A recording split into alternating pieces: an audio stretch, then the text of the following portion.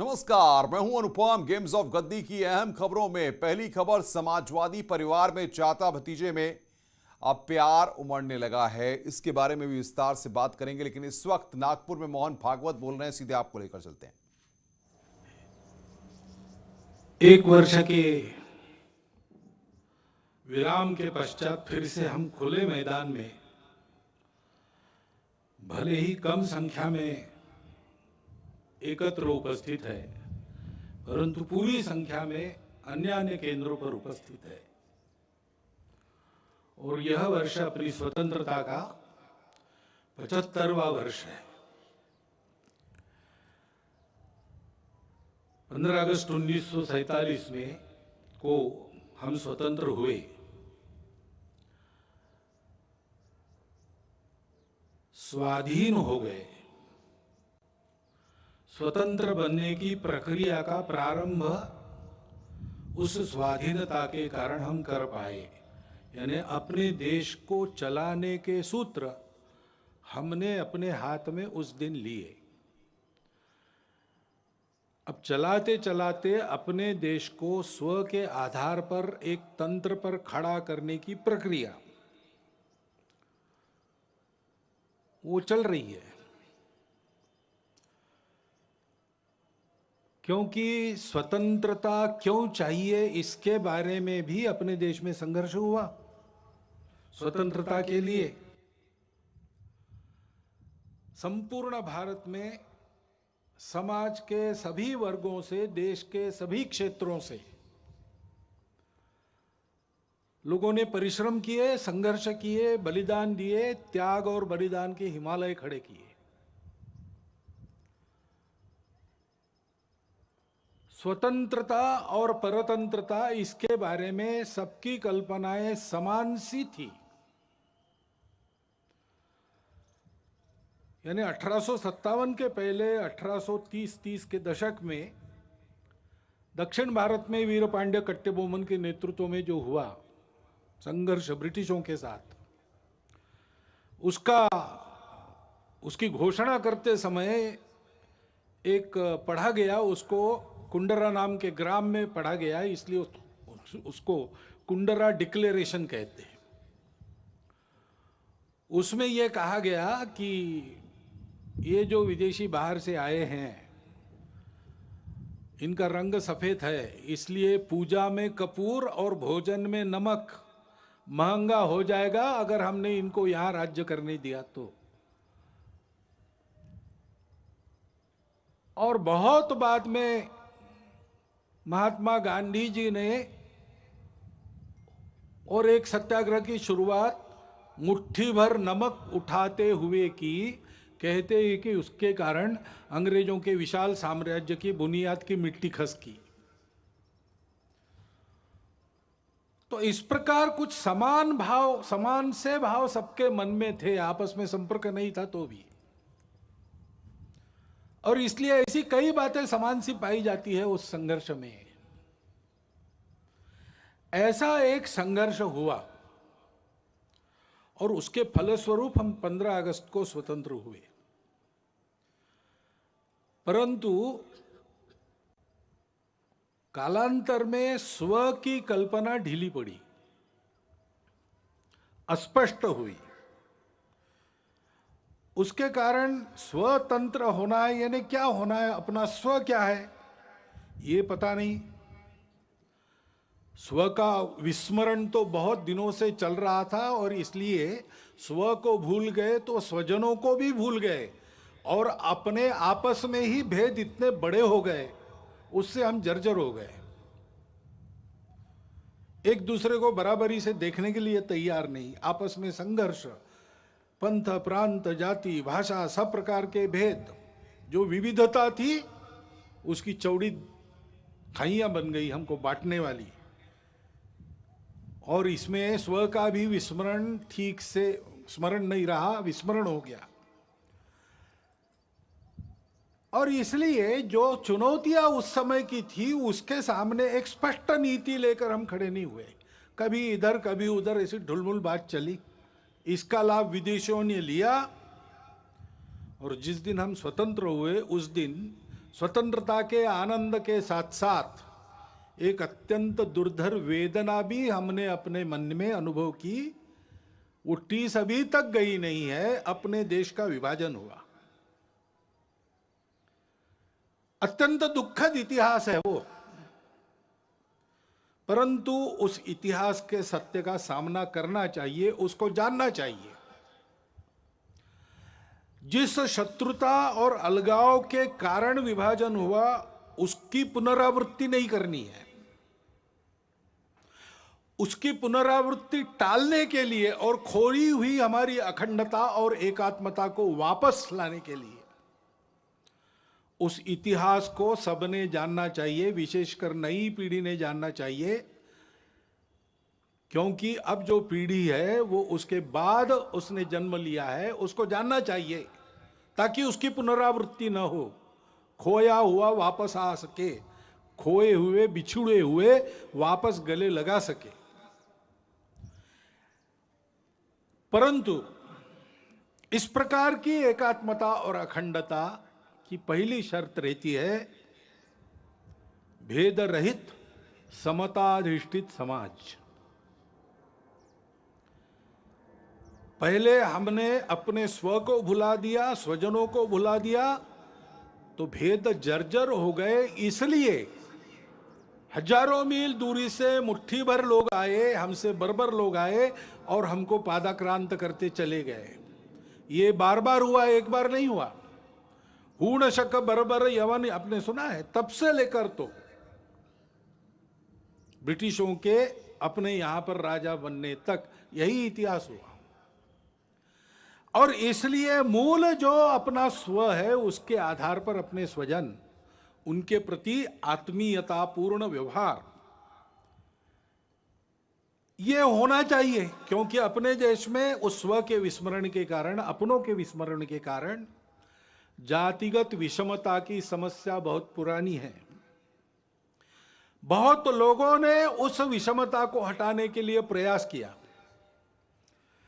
विषमता मूलक जो व्यवस्थाएं थी उनको निकाल दिया, समताधिष्ठित व्यवस्था लाने का प्रयास किया।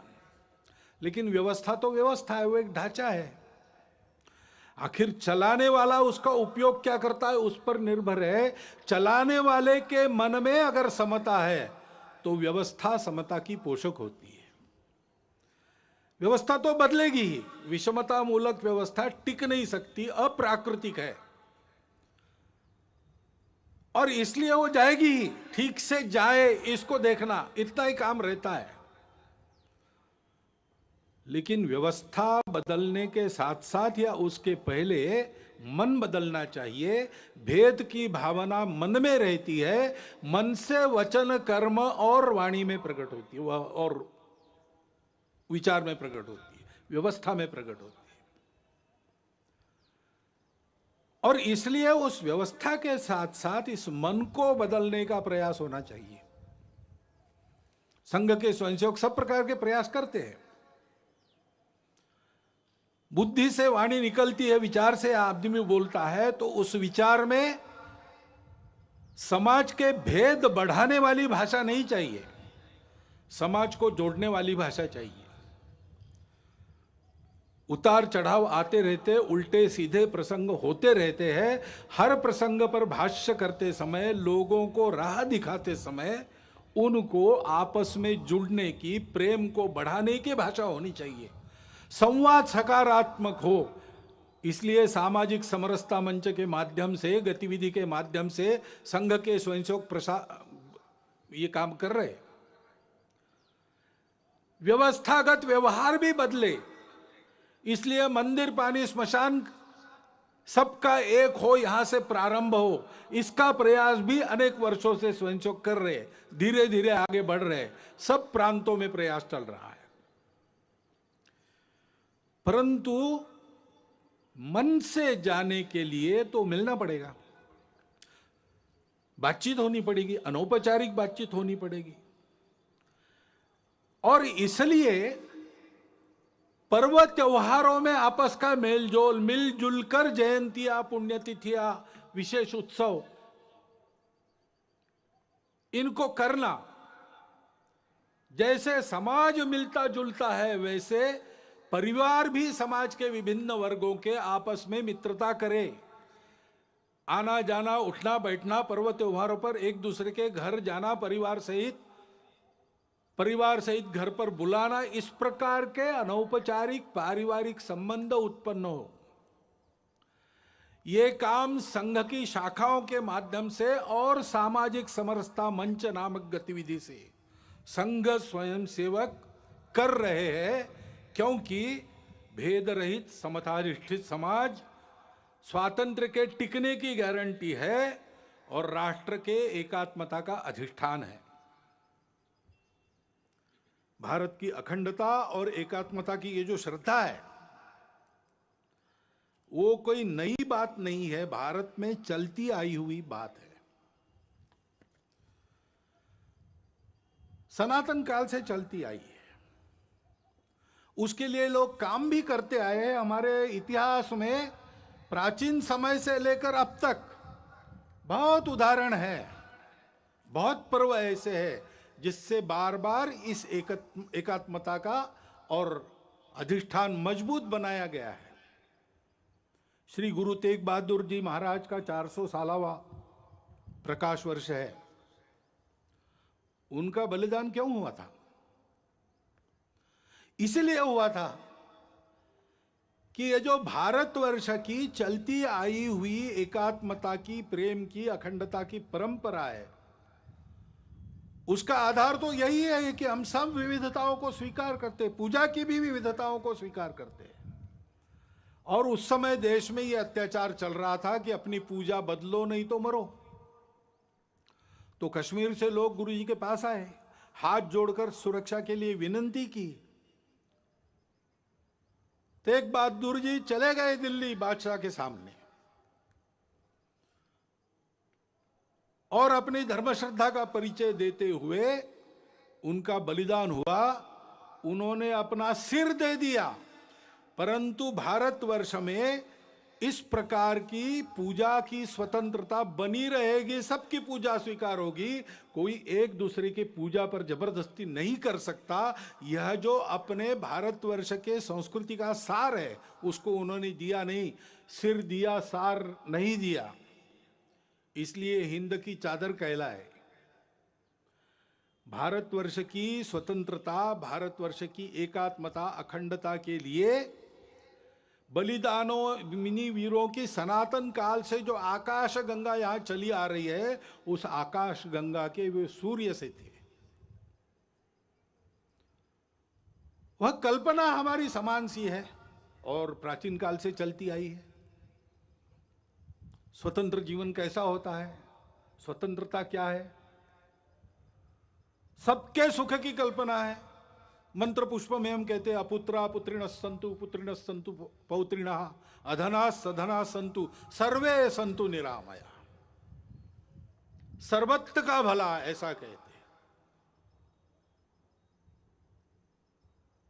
सबके सुख की कल्पना, किसी को नहीं छोड़ा, वसुधैव कुटुंबकम मानकर सब जिसमें सुखी हो और सबको एक साथ सुखी करने वाला, मनुष्य मात्र के तीनों पुरुषार्थ एक साथ साधने वाला, मनुष्य समूह सृष्टि को एक साथ सुखी कर सकने वाला, अर्थ कामों को नियंत्रण में रखकर मोक्ष की तरफ चलाने वाला, यह जो धर्म है, उस धर्म का आविर्भाव अपने यहां हुआ। वो अध्यात्म आधारित है, अनुभूति आधारित है। हमारे स्वतंत्रता की वह आध्यात्मिक कल्पना है। और इसलिए हम जानते हैं पसायदान में उस स्वतंत्र सुखी जीवन की कल्पना ज्ञानेश्वर महाराज ने की है। जे खड़ांची व्यंकटी सांडो तया सत्कर्मी रतिवाड़ो, भूता परस्परे पढ़ो मैत्र जीवान से, दुरितान से तिमिर दावो विश्व स्वधर्म सूर्य पाहो, जो जे वांछील तोते लाहो प्राणी जाता। फिर से सबके सुख की कल्पना है, सबके कामना पूर्ति की कल्पना है। परंतु आधार क्या है? दुष्टों के बारे में भी ये कहा उनका टेढ़ापन जाए, उनकी अच्छे कामों में रुचि बढ़े, प्राणी मात्र में परस्पर सौहार्द, प्रेम, आत्मीयता का संबंध हो, सबके संकट दूर हो, सब अपने अपने स्वधर्म को अनुभूत करके चले, स्वधर्म पर चले, तब सबकी इच्छाएं पूरी होगी। प्राणी जात तो सुखी होंगे, जिनमें प्राण है वो सब सुखी होंगे, सुख दुख का अनुभव कर सकने वाले सब सुखी होंगे। रविन्द्रनाथ टैगोर ने बाद में कहा, कोई अलग बात नहीं की, चित्त जथा भय शून्य उच्च जथा शिर। जहां चित्त भय से शून्य हो, जहां हम गर्व से माथा ऊंचा करके चल सके, जहां ज्ञान मुक्त हो, जहां दिन रात विशाल वसुधा के खंडों में विभाजित कर छोटे और छोटे आंगन न बनाए जाते हों, संपूर्ण मानवता की एकता की कल्पना, जहां हर वाक्य हृदय की गहराई से निकलता हो, सत्य पर चलने की कल्पना, हर दिशा में कर्म के अजस्त्र नदी के स्रोत फूटते हो और निरंतर अबाधित बहते हो, निरंतर कर्मशीलता आदि आदि जो पूरी कविता उनकी है, वो हमारे स्वतंत्र जीवन की कल्पना देती है। और उसके पीछे जो स्व है उसका आधार आध्यात्म है, स्पष्ट करती है। और इसलिए योगी अरविंद, जिनकी 150वीं जयंती है, उन्होंने भी यही बात कही है, हमारे स्व का अधिष्ठान स्पष्ट किया है, हमारे राष्ट्रीयता की कल्पना को उच्च रव से कहा है। गांधी जी इसी आधार पर बोलते थे। उनको सबूत की आवश्यकता पड़ी तो धर्मपाल जी ने सबूत जुटाए और आजीवन तपस्या की। उसके आधार पर उन्होंने भारतवर्ष के ब्रिटिश का प्रभाव होने के पहले के जीवन का जो चित्र सबूतों सहित किया है, प्रमाणित है, वो चित्र भी, उनकी भी शताब्दी है, जन्म शताब्दी, वो चित्र भी इसी बात की पुष्टि करता है। हमारी इस स्व की कल्पना का आधार अध्यात्म आधारित परस्पर व्यवहार था, संतुलित व्यवहार था, आत्मीय व्यवहार था। उसको हम धर्म कहते हैं और उस धर्म के उदय से सब सुखी होते हैं। सावरकर जी ने कहा कि जब ऐसा हिंदू समाज खड़ा होगा संगठित, तो वो गीता की ही बात करेगा और अपने उद्देश्य को वसुधैव कुटुंबकम यही बताएगा, क्योंकि हम किसी को पराया मान ही नहीं सकते। ऐसा हमारा जो आध्यात्मिक राष्ट्रीयता का स्व है, वो उदय होने से दुनिया के सारे झगड़े समाप्त होंगे, खोया हुआ संतुलन वापस आएगा और ऐसा मानव धर्म उदित होगा, हिंदू धर्म उदित होगा। तो फिर परिणाम ये भी होगा कि मनुष्यों के कलहों पर जिनके दुकान चलते हैं और उनके खोए हुए संतुलन पर जो अपना उल्लू सीधा करते हैं, उनके दुकान बंद हो जाएंगे। और इसलिए हम देखते हैं कि ये न हो, भारत एक विकास के राह पर, बड़ा बनने की राह पर चल पड़ा है, ये हो ना पाए, हिंदू समाज अपने स्व को समझ ना पाए और वैसे ही कटा बटा रहे, इसलिए बहुत प्रयास चल रहे। जो जो भारत का है उसकी निंदा करना, जो जो भारतीय है उसकी निंदा करना, भारत के जीवन की, भारत के धर्म की, भारत की परंपरा की, इतिहास की, वर्तमान की व्यवस्थाओं की, सबकी निंदा करना, भारतीयों के हृदय में स्वयं के बारे में ही अश्रद्धा उत्पन्न करना, ऐसे प्रयास चलते हैं। इतने प्राचीन जीवन से दुनिया देख रही है कि उस जीवन में इतने लंबे समय से चलते हुए मूल्य है। मनुष्य जीवन को स्थिरता देके, सुख देते, टूटन से बचाते हैं, अधपतन से बचाते हैं, ऐसे मूल्यों से युक्त हमारा जीवन है। उन मूल्यों पर हमला होता है, बोल के भी होता है, निंदा करके भी होता है और विभिन्न माध्यमों से बहुत सूक्ष्म रीति से भी होता है। ऐसा स्थूल और सूक्ष्म एक सांस्कृतिक आक्रमण भी लगातार चल रहा है, इस भय से कि अगर ये सारी बातें भारत में ठीक हो गई तो हम नहीं चल पाएंगे। और गठबंधन भी ऐसे लोगों ने बना लिया है, सम्मिलित प्रयास करते हैं। और भारत में हम देखते हैं कि इसको पहचान कर इसके उपाय में चलना चाहिए, समाज को ठीक दिशा में चलाने के प्रयास करने चाहिए। सब ऐसा नहीं करते। विशेषकर इसके व्यवस्था को चलाने का भारत के जो दायित्वधारी लोग हैं, राज्यों में है, केंद्र में है, सब लोग हैं, लेकिन कभी कभी ऐसा व्यवहार दिखता है। यानी एक भारत का ही राज्य है, दूसरा भी भारत का ही राज्य है, उसकी पुलिस आपस में युद्ध करती है, गोलियों से लोग मारे जाते हैं। हम एक देश के वासी हैं कि क्या है? अपनी राजनीतिक स्पर्धा के चलते और सरकारों का विरोध खड़ा होता है, पार्टियों का है, चलता है, लेकिन सरकारी व्यवस्था के अंदर व्यवस्था तो एक है, संविधान के तहत बनी है। संविधान के तहत हम फेडरल स्ट्रक्चर है, लेकिन संविधान के तहत ही we the people of India, हम एक देश के लोग हैं, हमारा एक देश है, व्यवस्थाएं हमने फेडरल बनाई है, लोग फेडरल नहीं है। संपूर्ण जन एक राष्ट्र है। लेकिन ऐसा पोषक व्यवहार सत्ता में बैठे लोगों का भी होता हुआ नहीं दिखता। तो समाज को कहां से उद्बोधन मिलेगा, कहां से पथ प्रदर्शक पाथेय मिलेगा? अपने राजनीतिक उल्लुओं को सीधा करने के लिए ऐसे छल कपट चलते हैं, उसमें समाज के मन का क्या होता है, समाज में जो भेद है उनको मिटाया जाता है कि उनको और चौड़ा किया जाता है, इसकी परवाह न करते हुए होता है। अब समाज को ही बचना पड़ेगा इन बातों को पहचानते हुए, क्योंकि ये षड्यंत्र चलते हैं असंतोष उत्पन्न करना। निमित्त तो मिलते ही है, इतने बड़े समाज में, इतने लंबे चौड़े देश में छोटा भी निमित्त है, उसको प्रचार के साधनों के आधार पर बहुत बड़ा करके बताना, असंतोष उत्पन्न करना, आपस में विरोध उत्पन्न करना, जाति से जाति को लड़ाना, प्रदेश से प्रदेश को, भाषा से भाषा को लड़ाना, कलह उत्पन्न करना और आतंक का वातावरण उत्पन्न करते हुए इसको शमन करना चाहने वाले शक्तियों को दबाने का प्रयास करना और एक तरह से देश में अराजकता उत्पन्न हो, ऐसा प्रयास करना, ये भी प्रयास चल रहे हैं। और तकनीकी के आधार पर नई नई बातें जो आ रही, वो और आग में घी डालने का काम कर रही। नियंत्रण नहीं है उसका, ओटीटी प्लेटफॉर्म्स है, उस पर कैसे कैसे चित्र आते हैं, क्या क्या आता है। अभी तो कोरोना में बालकों के हाथ में भी मोबाइल आ गया और ऑनलाइन तो देख ही रहे, और क्या देखते क्या नहीं इसका कोई नियंत्रण नहीं। और ओटीटी प्लेटफॉर्म पर क्या दिखाना, इसका भी कोई नियंत्रण नहीं। देश में तरह तरह के नशीले पदार्थ आते, उनकी आदतें बढ़ रही है,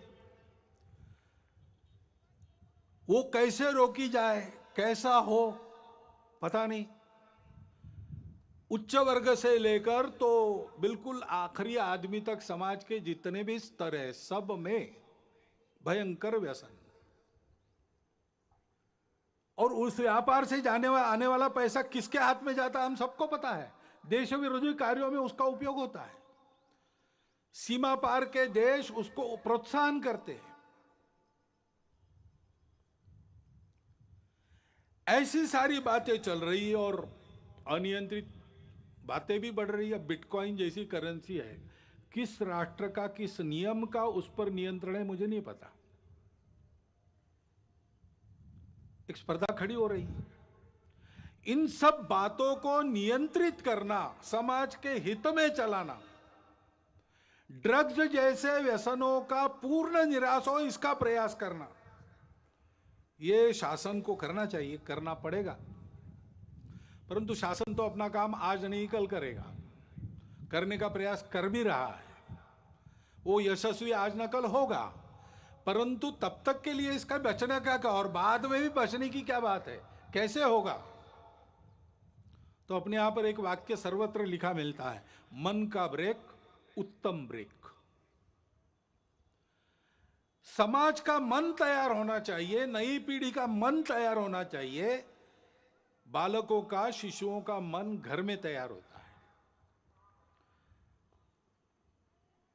नवतरुण होने के बाद जब दुनिया में जाता है और वो दुनिया के आगे खड़ा होता है, तो उस व्यक्ति को क्या लेना क्या नहीं लेना, क्या ठीक है क्या गलत है, इसका विवेक जो मिलता है वो घर से तैयार होके मिलता है, माता पिता के आचरण के उदाहरण से मिलता है, घर में जो अपनी कुलरीतियां पद्धतियां चलती है उसके संस्कारों से मिलता है।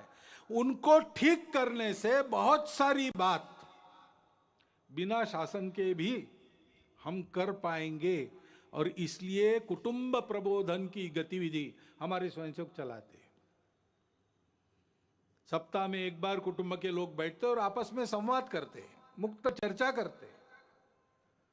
स्वभाषा स्वभूषा, अपना भजन भवन भ्रमण भोजन किस प्रकार से चलता है, कम से कम अपने घर की चौखट के अंदर हम लोग अपने स्व के आधार पर आचरण करते कि नहीं, घर में अपनी भाषा बोलते हैं कि नहीं, कागजों पर अपना हस्ताक्षर करते हैं तो अपनी मातृभाषा में करते हैं कि नहीं, करना चाहिए।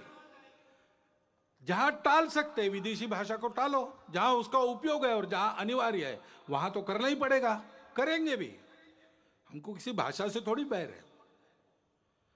परंतु स्वभाषा स्वभूषा, अपना भजन अपना भोजन, इसका एक महत्व है। स्व का ज्ञान परंपरागत रीति से पीढ़ी दर पीढ़ी बनता रहे, इसलिए उस आचरण के बारे में चर्चा।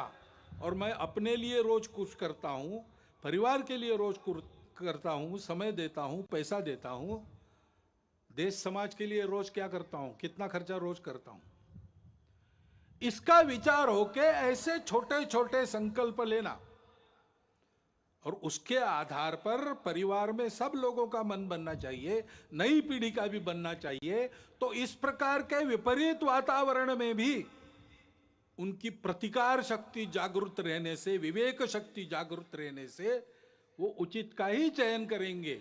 स्वाभाविकता तो उनका झुकाव अच्छे के तरफ ही है, केवल उसके लिए पोषक उनके मन बुद्धि के संस्कारों को बनाना चाहिए, उसके लिए ये गतिविधि चलती है। हमारे स्वयंसेवक भी और अन्य अनेक लोग भी ये काम कर रहे हैं। अभी इस प्रकार के हमारे प्रयास चलेंगे। बीच में कोरोना आ गया। कोरोना के पहले लहर का हमने बहुत अच्छा सामना किया, दूसरी लहर ने बहुत ज्यादा नुकसान किया। हम सब समाज में एक दुख का अनुभव कर रहे हैं। नई पीढ़ी के कई होनहार लोग, सक्रिय लोग इस कोरोना ने उठा लिए हम में से, असमय उठा लिए। उसका बहुत दुख है, उनके प्रति श्रद्धांजलि है।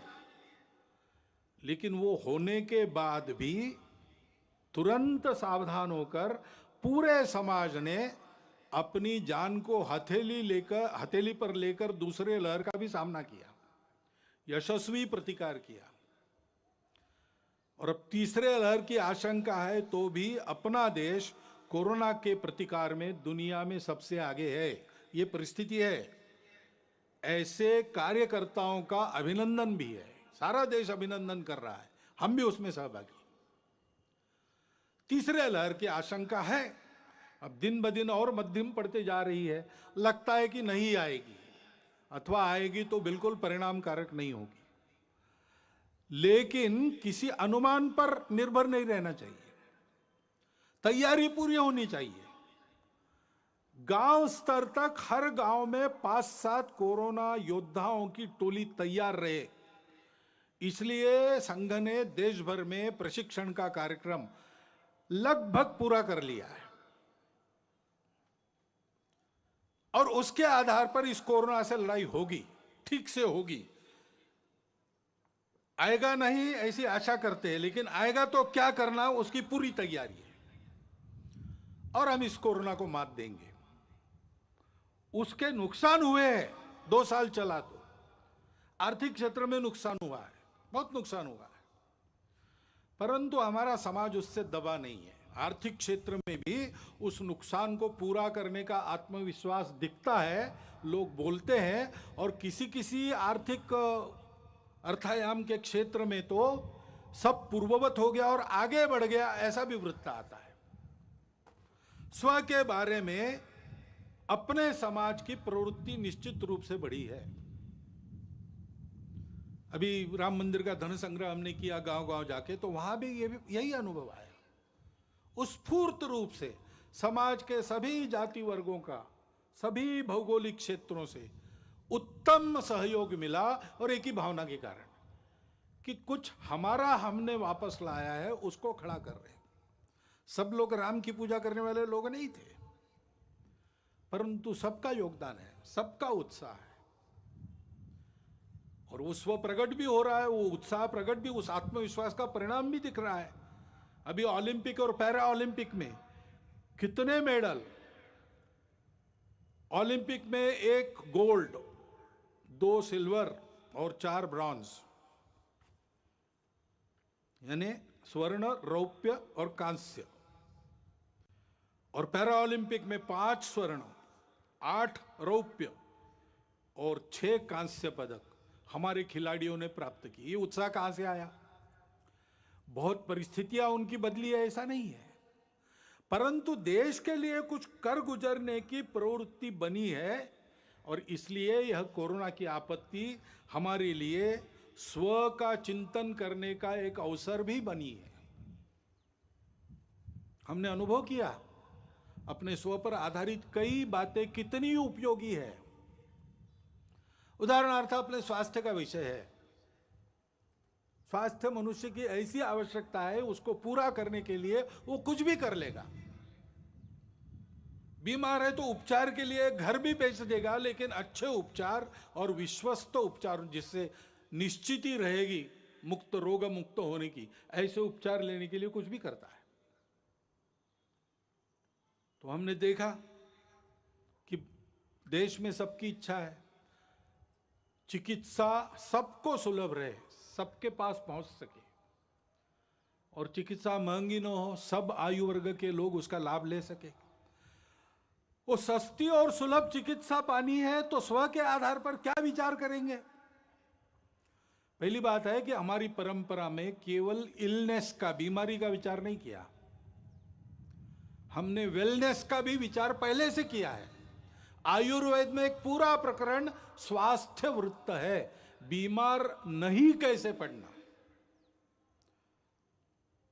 उसमें जैसे स्वच्छता का महत्व है, उस पर तो कई वर्षों से हम आगे आगे बढ़ रहे हैं। लोक स्वास्थ्य का, पब्लिक हेल्थ का विषय है, उस पर भी हमको बहुत तरीके से आगे जाना पड़ेगा, क्योंकि उसमें शासन को भी बहुत कुछ करना पड़ता है, समाज को भी बहुत कुछ करना पड़ता है। अपने घर की और स्वयं की स्वच्छता तो हम देख लेंगे, अपने मोहल्ले की स्वच्छता पर भी ध्यान देना पड़ेगा। सार्वजनिक स्थानों पर स्वच्छता बरतने की आदत लगानी पड़ेगी। स्वच्छता के लिए नंबर मिलते हैं आजकल शहरों को, अच्छी बात है, लेकिन दिखने वाली स्वच्छता और जहां नहीं कोई देखता वहां स्वच्छता नहीं, ऐसे लोक स्वास्थ्य में नहीं चलता। बीमारी हवा से भी आती है, और इसलिए लोक स्वास्थ्य के नियमों का ध्यान रखना और जीवन शैली मुख्यतः ठीक करना। प्राकृतिक जीवन शैली चाहिए, जितनी प्रकृति के पास रहेगी उतना हम स्वस्थ रहेंगे। पर्यावरण के साथ मेल खाने वाली जीवन चाहिए। हम बेतहाशा रासायनिक खेती का प्रयोग करेंगे तो कैंसर तो बढ़ेगा ही। हम अगर हर जगह प्लास्टिक से प्रदूषण लाएंगे तो हम जिस सांस से हवा भरते हैं वो सांस अपनी विषैली हो जाएगी। और इसलिए हमारे यहां पानी का उपयोग ठीक से करना, नाप तोल कर करना।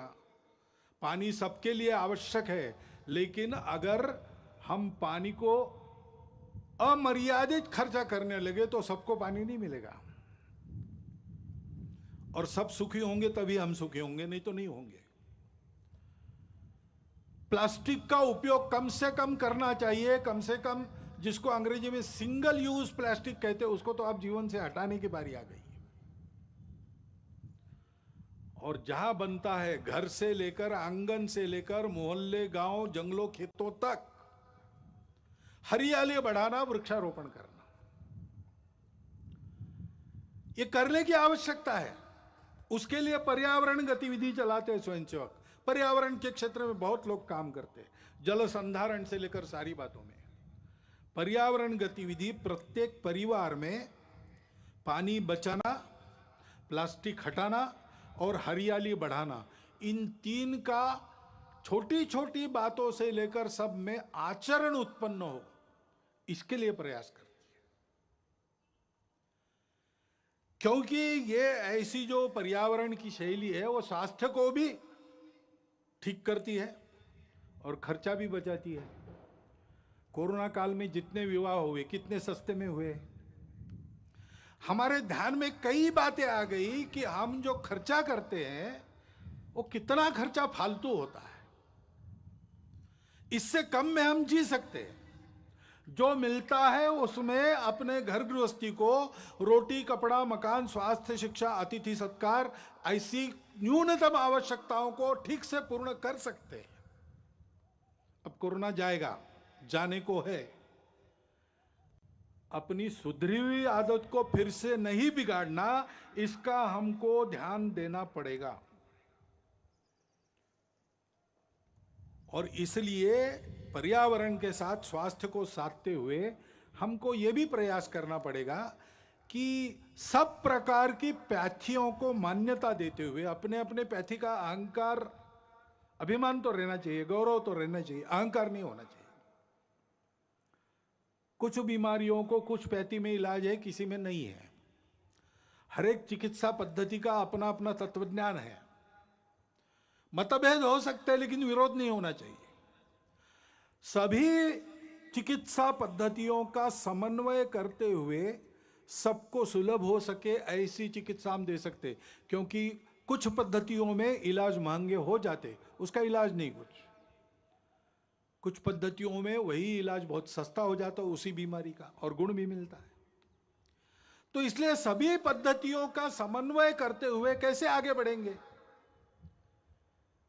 और सबको एकदम बहुत गंभीर चिकित्साओं का सामना नहीं करना पड़ता।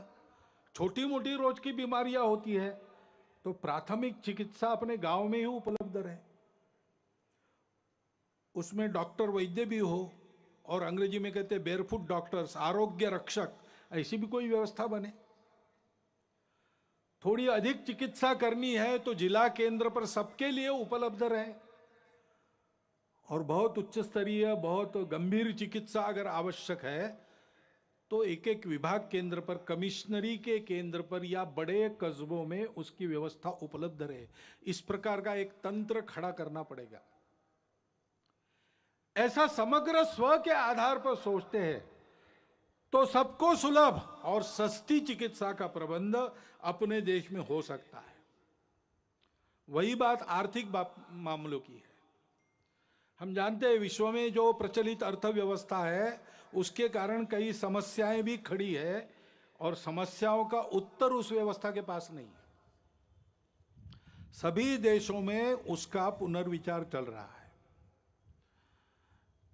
बहुत उत्साह से जिन बातों की उद्घोषणा आर्थिक जगत पहले करता था, आज उसने वो करना बंद कर दिया है, अंतर्मुख होकर विचार कर रहा है।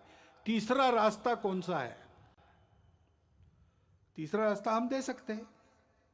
हमारे परंपरागत आर्थिक चिंतन की जो दृष्टि है वो पूर्ण है, अधूरी नहीं है। हमने उस स्व के आधार पर ये चिंतन किया है। एक शाश्वत सत्य हम पहले बताते हैं कि भाई अर्थशास्त्र क्यों है? मनुष्य की कामना पूर्ति के लिए साधन उपलब्ध कराने का शास्त्र, ऐसा वो मानते हैं। हमारे यहाँ थोड़ा आगे गए, हमने कहा कि सुख प्राप्ति का वो है, और एक का सुख हो नहीं सकता, सबका सुख चाहिए। इसलिए जितनी प्रजा है उसके सुख का वो शास्त्र है। जिन्होंने जन्म लिया है वो सब सुख को प्राप्त हो तो सभी सुखी होंगे। और ये सुख कहाँ मिलता है? सुख बाहर नहीं है, सुख अंदर है। और इसलिए अंदर के सुख को प्राप्त करेंगे तो बाहर की वस्तुओं से हम पर्याप्त सुख ले सकते हैं, अपने अंदर ही है वो। लेकिन उसके लिए बाहर की वस्तुएं पर्याप्त हो सकती है। नहीं तो सिद्धांत तो प्रचलित सिद्धांत कहता है means are limited, ends are endless. हमारे यहां इस सत्य को मान्य करके कहा है कि ऐसी अवस्था में अगर उपभोग करना है तो संयम आवश्यक है, क्योंकि सुख उसमें नहीं है, वस्तु में सुख हमारे अंदर है। तो बांटकर खाओ, उस सुख के पीछे बहते मत जाओ, सुख पर तुम्हारा नियंत्रण चाहिए। और इसलिए संयम पूर्ण उपभोग, न्यूनतम आवश्यक जितना है उतना उपभोग, क्योंकि यह सब हमारा नहीं, मेरी अपनी प्रॉपर्टी नहीं है। इस पर मालकियत किसकी है? किसी की नहीं। ईशावास्यमिदं सर्वम, भगवान का बनाया है, भगवान का है। उसने उसका यथोचित उपयोग जिसके लिए रखा है वो लेगा। सबका होने के बाद बचेगा, उसमें मैं अपने को चलाऊंगा। तेन त्यक्तेन भुंजित। मनुष्य प्राकृतिक और मानव निर्मित धन का स्वामी नहीं है, विश्वस्त है। उसको 2 हाथों से कमाना है, लेकिन उसके आधार पर सारी सृष्टि को चलाना है, 1000 हाथों से बांटना है। इस दृष्टि के आधार पर अपने यहां का आर्थिक विचार खड़ा है, वो एकांतिक नहीं है। उसमें मनुष्य को सृष्टि के अंग के नाते देखा गया है। सृष्टि का मालिक नहीं, कॉन्करर नहीं, कॉन्करिंग द नेचर गलत बात है, नर्चरिंग द नेचर। सृष्टि से जितना चाहिए उतना लेना और दाम दुगना वापस करना, गिविंग बैक। इस आधार पर हमारा अर्थ विचार खड़ा है। और इसलिए वो एकांगी नहीं है, वो सब जगह परिवार की कल्पना करता है। कृषि श्रेष्ठ है कि उद्योग श्रेष्ठ है कि व्यापार श्रेष्ठ है? अरे भाई, तीनों अपने अपने जगह श्रेष्ठ है, तीनों को मिलकर चलना चाहिए। उद्योग चलेगा मालिक के लिए चलेगा कि मजदूर के लिए? अरे भाई, मालिक मजदूर बीच में जो व्यापारी है वो और ग्राहक, सबको एक परिवार मानकर सबके हित का विचार करके चलेगा। सबको अपना अपना कर्तव्य पूरा करते हुए संयम से बरतना पड़ेगा, तब सबकी कामना पूर्ण होगी। इस प्रकार के आर्थिक विचार के आधार पर आज के देशकाल परिस्थिति में क्या सुसंगत हो सकता है? हमारा प्रदीर्घ जीवन रहा है, उस प्रदीर्घ जीवन में हमने भी पुरुषार्थ किया है। और ईस्वी सन 1 से लेकर तो 17वीं सदी तक हम दुनिया के सर्वसमर्थ आर्थिक देश थे। विलियम डैलिरिम्पल वगैरह डाटा दे रहा है। यह अगर वस्तुस्थिति है तो हमारे इतने लंबे आर्थिक अनुभव से हमने जो शाश्वत तत्व निकाले हैं उसके आधार पर हमको चलना पड़ेगा। जमाना बदला है, ऊपर ऊपर का परिवर्तन उतना जरूर करना पड़ेगा। विश्व भी अब 2-4 हजार साल चला है अर्थ पुरुषार्थ में, उसका भी कुछ अनुभव है। वहां से भी जो उपयुक्त है वो लेना पड़ेगा। स्वदेशी को काल सुसंगत बनाना और विदेशी को देश सुसंगत बनाना, इसके आधार पर अपने स्व पर आधारित एक नया आर्थिक प्रतिमान संपूर्ण दुनिया को देना, ये दुनिया की अभी आवश्यकता है। और हम स्वातंत्र्य में हमारे स्व के प्रगटीकरण का एक स्वाभाविक आविष्कार है, इसकी चिंता हमको करनी पड़ेगी।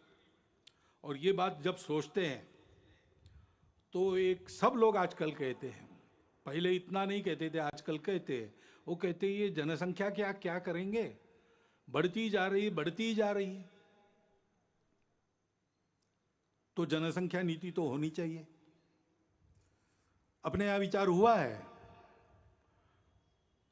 एक परिवार में 2.1 ऐसा कहा है ना, 2 बालक रहे, ऐसा विद्वानों ने मिलकर निश्चित किया, सरकार ने उसको स्वीकार किया, ये सब हुआ है।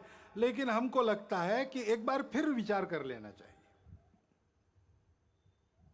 क्योंकि 2 बातें, सारी बातों का विचार करना। अभी हमारे देश में, हमारा युवाओं का देश है, 56-57% युवा है। 30 साल के बाद ये सब बूढ़े बनेंगे, उनको खिलाने के लिए भी हाथ लगेंगे। कितने हाथ लगेंगे? कितने लोगों को खिला सकेंगे? और उस समय जितने लोगों को खिलाना है उसके लिए काम करने वाले कितने लगेंगे? दोनों बातों का विचार करना पड़ेगा। इतना हम बढ़ेंगे तो पर्यावरण कितना झेल सकता है? हमारी माताएं उस दृष्टि से कितनी सक्षम है, उनको खुद के पैरों पर खड़ा रखने का सामर्थ्य, उनका सशक्तिकरण कितना हुआ है, वो कितनी प्रबुद्ध है, हम उनको कैसा ऐसा बना सकते? एक 50 साल आगे तक का विचार करके एक नीति बनानी चाहिए और उस नीति को सब पर समान रूप से लागू करना चाहिए। क्योंकि जैसे जनसंख्या एक समस्या बन सकती है, वैसे जनसंख्या का असंतुलन भी समस्या बनती है, बन रही है देश में, दुनिया में। हम देख रहे हैं, सब लोग बोल रहे हैं। इसमें किसी के प्रति बुरा भाव नहीं रहता है। अरे इसलिए हमने एक 2015 में ही प्रस्ताव पास किया इसके बारे में। उस प्रस्ताव को मैं पढ़ के बताता हूं। जनसंख्या वृद्धि दर में असंतुलन की चुनौती। देश में जनसंख्या नियंत्रण हेतु किए गए विविध उपायों से पिछले दशक में जनसंख्या वृद्धि दर में पर्याप्त कमी आई है, लेकिन इस संबंध में अखिल भारतीय कार्यकारी मंडल का मानना है कि 2011 की जनगणना के पांथिक आधार पर किए गए विश्लेषण से विविध संप्रदायों की जनसंख्या के अनुपात में जो परिवर्तन सामने आया है, उसे देखते हुए जनसंख्या नीति पर पुनर्विचार की आवश्यकता प्रतीत होती है। विविध संप्रदायों के प्रति जनसंख्या वृद्धि दर में भारी अंतर, अनवरत विदेशी घुसपैठ व मतांतरण के कारण देश की समग्र जनसंख्या, विशेषकर सीमावर्ती क्षेत्रों की जनसंख्या के अनुपात में बढ़ रहा असंतुलन देश की एकता, अखंडता, सांस्कृतिक पहचान के लिए गंभीर संकट का कारण बन सकता है। विश्व में भारत उन अग्रणी देशों में था जिसने 1952 से ही जनसंख्या नियंत्रण के उपायों की घोषणा की थी, परंतु सन 2000 में जाकर ही वह एक समग्र जनसंख्या नीति का निर्माण और जनसंख्या आयोग का गठन कर सका। इस नीति का उद्देश्य सकल प्रजनन दर की आदर्श स्थिति को 2045 तक प्राप्त कर स्थिर व स्वस्थ जनसंख्या के लक्ष्य को प्राप्त करना था। ऐसी अपेक्षा थी कि अपने राष्ट्रीय संसाधनों और भविष्य की आवश्यकताओं को ध्यान में रखते हुए प्रजनन दर का यह लक्ष्य समाज के सभी वर्गों पर समान रूप से लागू होगा। परंतु 2005-6 का राष्ट्रीय प्रजनन एवं सार्थ सर्वेक्षण सन 2011 की गणना के 0 से 6 आयु वर्ग, 0 से 6 आयु वर्ग के पांथिक आधार पर प्राप्त आंकड़ों से असमान सकल प्रजनन दर एवं बाल जनसंख्या अनुपात का संकेत मिलता है। यह हमारा प्रस्ताव है, तो इसलिए सुझाव हमारे ऐसे और भी लिखा है, पूरा नहीं पढ़ता हूं, लिखित भाषण में उपलब्ध है। देश में उपलब्ध संसाधनों, भविष्य की आवश्यकताओं एवं जनसांख्यिकीय असंतुलन की समस्या को ध्यान में रखते हुए देश की जनसंख्या नीति का पुनर्निर्धारण कर उसे सब पर समान रूप से लागू किया जाए। सीमा पार से हो गई अवैध घुसपैठ पर पूर्ण रूप से अंकुश लगाया जाए। राष्ट्रीय नागरिक पत्रिका का निर्माण कर इन घुसपैठियों को नागरिकता के अधिकारों से तथा भूमिकरित के अधिकार से वंचित किया जाए। जो अनधिकृत प्रवेशकारी लोग हैं, वो हमारे देश में बसने वाले, सदियों से बसने वाले, पीढ़ी दर पीढ़ी बसने वाले नागरिक बने हुए, किसी के प्रति ये बात नहीं है। और देशवासियों का ये आह्वान है कि जनसंख्या में असंतुलन उत्पन्न कर रहे सभी कारणों की पहचान करते हुए जन जागरण द्वारा देश को जनसांख्यिकीय असंतुलन से बचाने की सभी विधि सम्मत प्रयास करें। कैरो में एक परिषद हुई थी राष्ट्रों की, उसमें सबके साथ अपने देश का जो अधिकृत संकल्प है, डॉक्टर मनमोहन सिंह उस समय प्रधानमंत्री थे, उस संकल्प के बाहर इसमें कुछ भी नहीं है, सब उसके मर्यादा के अंदर है।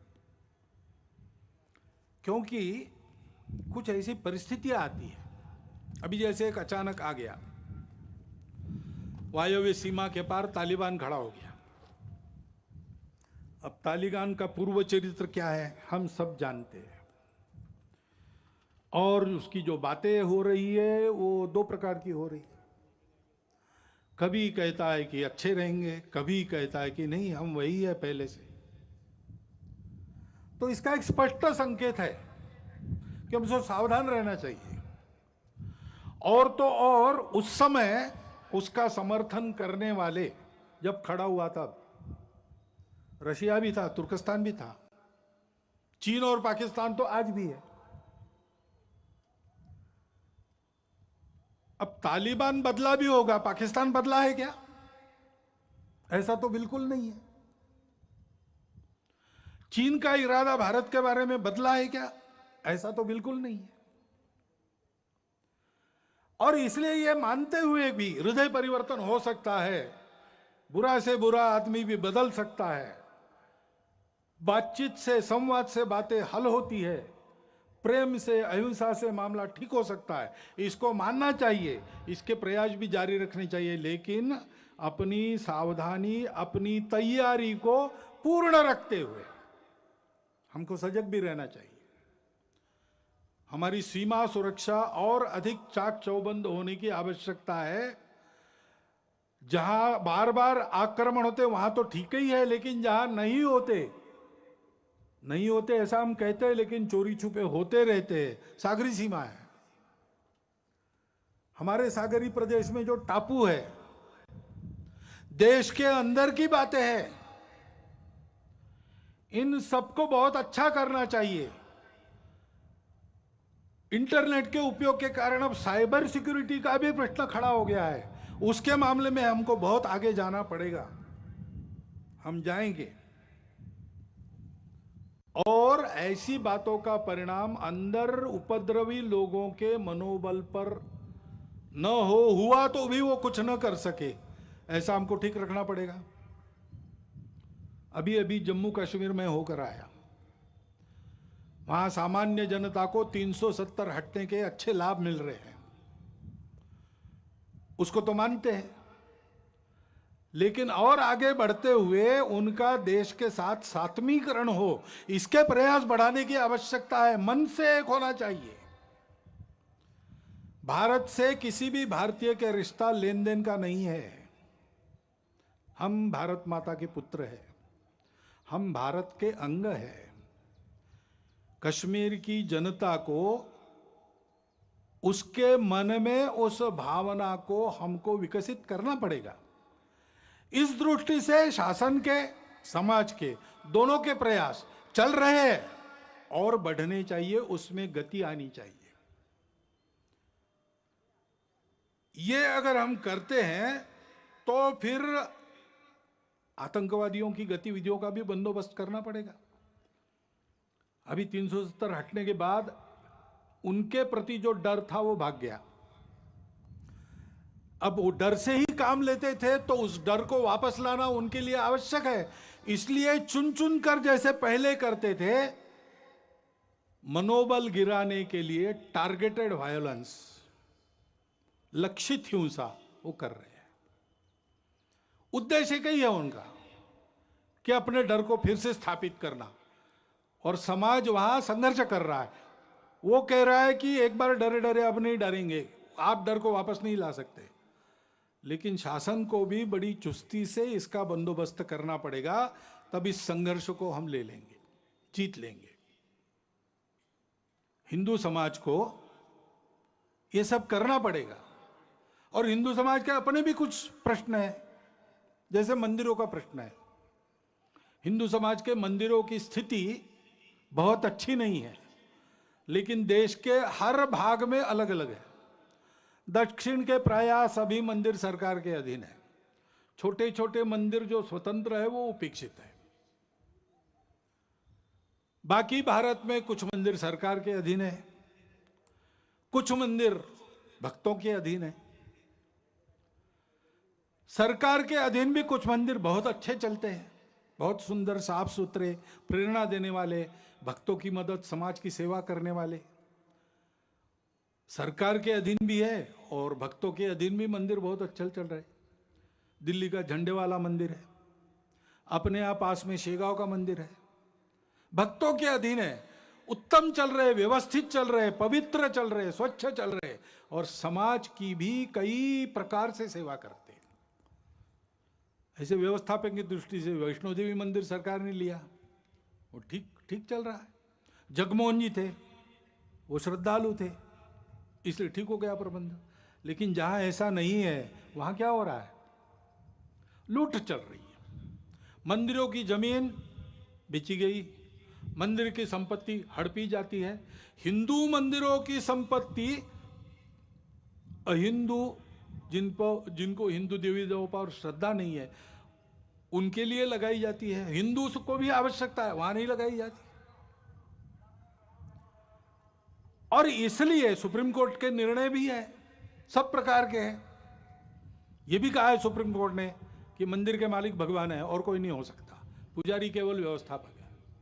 यह भी कहा है सुप्रीम कोर्ट ने कि सरकार व्यवस्था उत्पन्न करने के लिए कुछ समय तक ले सकती है, 1, 2, 3 वर्ष, उसके बाद वापस करना पड़ेगा। और इसलिए एक बार इसका निर्णय होना चाहिए ठीक से। और निर्णय यह भी होना चाहिए हिंदू समाज इन मंदिरों को कैसे रखेगा। हिंदू समाज की क्या व्यवस्था है अपने मंदिरों को जैसे वो पहले समाज के जीवन के केंद्र हुआ करते थे वैसे चलाने का। क्योंकि हिंदू समाज की श्रद्धा जगे, हिंदू समाज का बल जगे, हिंदू समाज के लोगों के आपत्तियों का निवारण हो, उनको श्रद्धा मिले, उनको सहारा मिले, इस दृष्टि से हिंदू समाज की ये जो सारी व्यवस्थाएं आज भी है पतित हो गई है, उनको ठीक करने के लिए हिंदू को जगाना पड़ेगा। क्योंकि हिंदू समाज का ऐसा होना ही सारी बातों का आधार है। हमारे देश का स्व आध्यात्मिक है, उसमें अनेक पूजाएं आ सकती है, बाकी पूजाएं समाई भी जा सकती है। वो पूजा पर निर्भर नहीं करता। शासन प्रशासन देश को कैसे चला गया एक बात होती है, लेकिन देश को तो सही अर्थों में समाज चलाता है। और अपने समाज का जो स्व है वो स्व छोटी पहचानों के संकुचित अहंकार को भूलकर उनको स्वीकार करना, पहचानों को उनका पूर्ण सम्मान करना, उन सब पहचानों को आदर और विकास का अवसर मिलना, परंतु उसके अहंकार में फंसना नहीं। उससे बड़ा हम सब एक समाज है। ये संपूर्ण भारतवर्ष हमारी मातृभूमि है। राष्ट्र हमारे यहाँ राज्य आधारित नहीं है, नेशन स्टेट नहीं है। हमारे यहाँ जनपदवती भूमि ये राष्ट्र का आधार है। जनपद यानी समाज, समाज यानी केवल भीड़ नहीं, समाज यानी एक समान लक्ष्य लेकर आगे बढ़ने वाला समूह, परस्पर आत्मीयता का संबंध रखने वाला, एक मातृभूमि का अपने आप को मानने वाला। यह भारतवर्ष व्यवस्थाओं में भी विविधता, लेकिन सदैव एक राष्ट्र रहा है। और उसका स्व है सभी विविधताओं का स्वीकार, सम्मान। सब उपासनाओं का हम स्वीकार कर सकते हैं। यह बात सही है कि उपासना आक्रमणकारियों के साथ भी दुनिया की 2 यहां आई है, शरणार्थी होकर भी दुनिया की 2 उपासनाएं यहां आई है, यहूदी और पारसी। इस्लाम और ईसाइयत आक्रामकों के साथ प्रवेश कर गई या आक्रामकों के साथ बढ़ी, लेकिन वो इतिहास हो गया। उन आक्रामकों के साथ नाता नहीं है किसी का। सब अपने उन हिंदू पूर्वजों के वंशज है जो इस विविधता को एकता का ही आविष्कार मानकर सबका स्वीकार सम्मान करते थे, आपस में प्रेम से मिलजुल कर रहते थे और सभी एक दूसरे का आदर करके चलते थे। उन्हीं हिंदू पूर्वजों को सब वंशज है। वही भारतवर्ष सबकी मातृभूमि है, जिसके सिवाय किसी को गति नहीं है और कहीं। और उसकी यह सबको अपना मानने वाली सा प्रथमा संस्कृति विश्ववारा, ऐसा गौरव से जिसको कहा गया है, मनुष्य में मनुष्यत्व को जागृत करने वाली उस संस्कृति का असर सब पर है। उस संस्कृति को मानकर सब पर चलना, ये सबने मान्य करना चाहिए। इसमें किसी को पूजा नहीं छोड़नी पड़ती, भाषा नहीं छोड़नी पड़ती, कुछ नहीं छोड़ना पड़ता। अपना कट्टरपन, अपने मन के अलगाव की भावना और अपनी छोटी पहचानों का अनुचित अहंकार छोड़ना पड़ता है। उसका गौरव सुरक्षित रहता है, उसकी प्रतिष्ठा, उसका स्वीकार सम्मान सुरक्षित रहता है। राष्ट्रवासियों के लिए इस आह्वान का स्वीकार करके ही भारत की एकात्मता, अखंडता वापस आएगी। यही इमोशनल इंटीग्रेशन कहा गया है, जिसका आह्वान अपने संविधान ने किया है। इसके लिए सबने प्रयास करना चाहिए, ऐसा दिग्दर्शन किया है। और यह सारा तब समझेंगे लोग जब हिंदू समाज ऐसा होकर दिखेगा। हम अपने छोटे छोटे अहंकार भूलकर सबको अपनाने की नियत रखें। हमारी संस्कृति तो सबको अपनाती है। हमको डर नहीं लगना चाहिए किसी को अपनाते समय। डर लगता है क्योंकि हम दुर्बल हैं। हमको शक्ति संपन्न होना पड़ेगा। मैं शंकर का वह क्रोधानल कर सकता जगती क्षार क्षार, ऐसा बल होना पड़ेगा। लेकिन जगती को क्षार नहीं करना है, भूभाग नहीं, शत शत मानवों के हृदय जीतने का निश्चय। जो हाथ उठाए उसका हाथ न रहे, इतना सामर्थ्य होना चाहिए। लेकिन सामर्थ्य का उपयोग क्या करना चाहिए? दुर्बलों की रक्षा।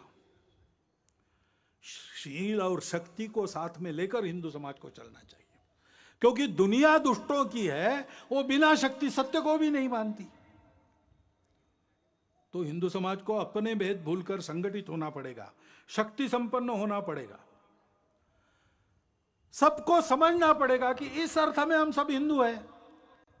इसको समझा, इसलिए तो हमारे इतिहास में राणा सांगा के साथ अकबर से लड़े, बाबर से लड़े, हसन खां मेवाती हो गए। राणा प्रताप के साथ अकबर को टक्कर देने वाले हकीम खां सूरी हो गए। खुदा बख्शा और गौस खां जो अंतिम सांस कर झांसी की रानी और उसके वंशजों के साथ रहे, वो हो गए। पंडित राम प्रसाद बिस्मिल जी के जिगरजान दोस्त अशफाक उल्ला खान जैसे क्रांतिकारी उसी ने हमको दिए। बारामुल्ला में कबाइलियों के आक्रमण के आगे देश के एकात्मता को किसी प्रकार से समझौते में न लाते हुए अपना बलिदान करने वाले मकबूल शेरवानी भी उसी के कारण हुए। अपने सेना के वीर जवानों में ब्रिगेडियर उस्मान से लेकर हवालदार अब्दुल हमीद जैसे वीर इसी के कारण हुए।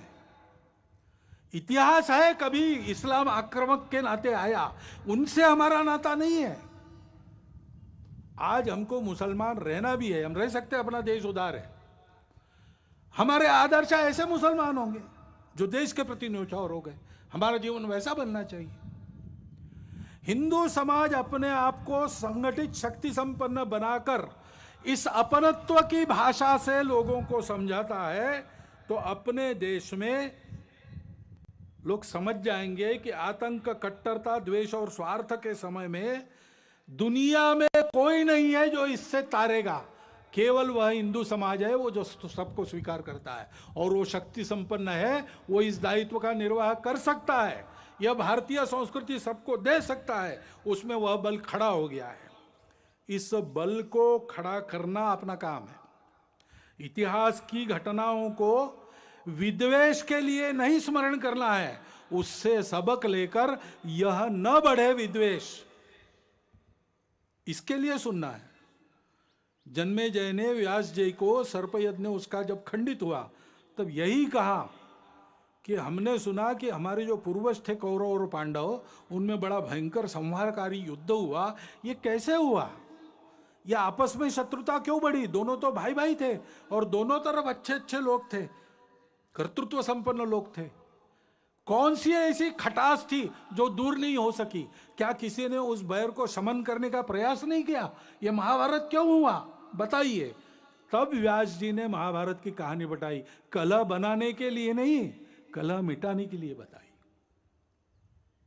भारत के साथ संपूर्ण मानवता की परस्पर आत्मीयता सदा के लिए अभिन्न रूप से जुड़ी है। उस भारत को, उस परंपरा को, संस्कृति को, समाज को सर्वांग सुंदर रूप से सबल होकर खड़ा होना पड़ेगा। हम सबको हिंदू के नाते व्यक्तिगत स्तर पर बल, साहस, तितिक्षा, धैर्य, ओज, शारीरिक, मानसिक, बौद्धिक, तीनों प्रकार का इसकी साधना करनी होगी। समाज के नाते सारी बातों का उपाय करने के लिए सामूहिक कार्य करने का अभ्यास करना होगा। सामूहिकता से चलने की स्वभाव में आदत डालनी पड़ेगी। यह बल किसी की विरोध और प्रतिक्रिया में नहीं है। हमारी फूट के चलते हमको तोड़कर अपने स्वार्थ के उल्लू सीधा करने के लिए सब लोग ताक पर है। इसको समझते हुए, और ये हमारा स्वभाव होना चाहिए हिंदू के नाते, संगठित रहना, बल संपन्न रहना, संपूर्ण मानवता के लिए अपने बल का उपयोग करना। ये कर्तव्य निर्वाह करने के लिए ऐसे हिंदू समाज को खड़ा होना पड़ेगा, क्योंकि जागरूक, संगठित, बल संपन्न और सक्रिय हिंदू समाज ही सब समस्याओं का समाधान है। यही काम तो हम करते हैं। भारत के ओर से भारत की जो प्रगति है, उससे विकास की अपेक्षा भारतीयों की जैसी भारत से है, वैसे संपूर्ण विश्व की अपेक्षा है एक नई राह दिखाने की।